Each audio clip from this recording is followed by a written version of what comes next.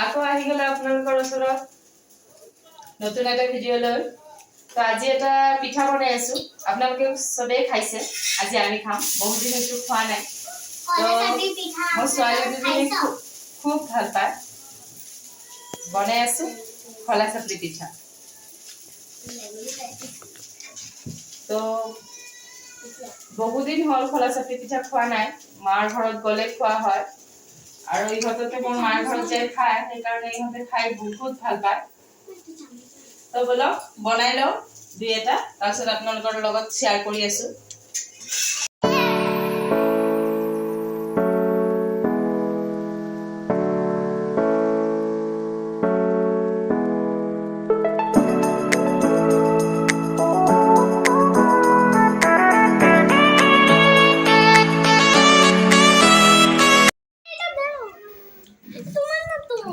তোমার তো আমি ছিঁড়ে দিতেছি তো দাঁড়া।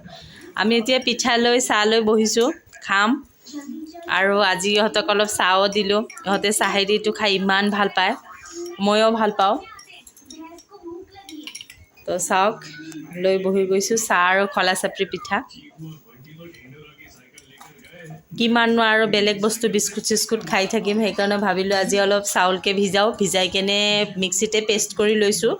পেষ্ট কৰি কেনে আৰু ভাজিলোঁ। মই এনেকৈয়ে বনাওঁ, মোৰ ঘৰত যদি চাউলৰ গুড়া যেতিয়া নাথাকে, চাউলৰ গুড়ি মোৰ বেছি নাথাকে, মই চাউলখিনি এনেকৈয়ে ভিজাই থৈ দিওঁ, দুপৰীয়াই ভিজাই থৈ কিনে আবেলি পেষ্ট কৰি এনেকৈ বনাই লওঁ। কেতিয়াবা ৰাতিপুৱাও খাওঁ, কিন্তু আবেলি বেছি খোৱা হয়। আৰু আমি তিনিওজনে এই পিঠাটো ইমান ভাল পাওঁ, কিন্তু তাৰ পাপা নাখায়, তাৰ পাপাই পিঠাটো ভাল নাপায়, কিন্তু আমি বিৰাট ভাল পাওঁ। দীক্ষাই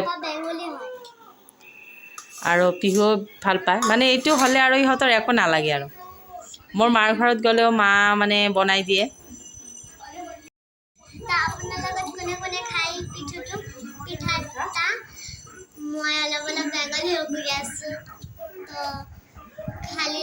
তোমাৰ কোনে কোনে এই পিঠাটো খাই ভাল পোৱা জনাবা। কিন্তু মামাৰ ঘৰত গ'লেতো মামাৰ লগত ধুনীয়া অসমীয়া কোৱা, ইয়াতে কিয় ক'ব নোৱাৰা? কনফিউজ হৈ যায় আছে। তো পিঠাই দি চাহটো খাই লওঁ, পিছত আহি আছোঁ, আকৌ কথা পাতিম।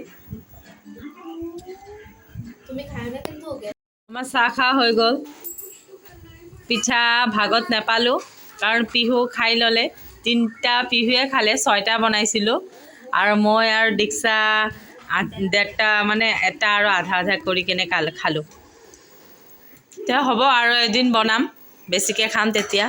কাজিয়া লাগি গৈছে দুই ভণ্টীয়ে, মানে দীক্ষা পিহুক কৈ আছে মই খাবই নাপালোঁ। এই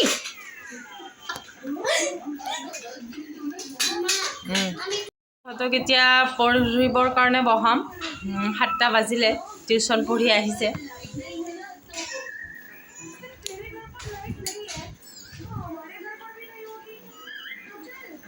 আজি পিহু কাম কৰি আছে দেই, চাহৰ বাচনখিনি থ'লে,